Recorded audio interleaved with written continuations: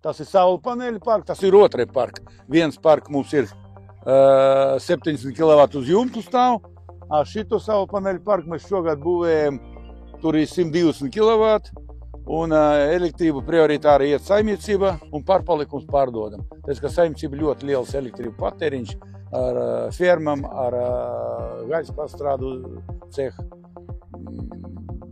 Kaut kā tā. Un tā jauna darbs, ko mēs redzējām, tā arī silta grīda apkūra arī ar to jaunu tehnoloģiju gaisūdens.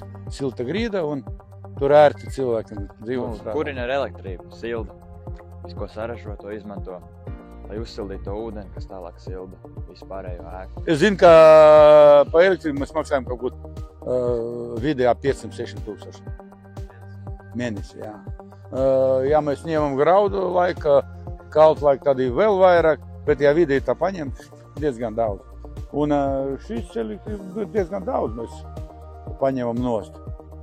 Katra ziņa tad, kad mēs plānojam un visu, 5 gadu laika mēs viņu atpilnēsim atpakaļ.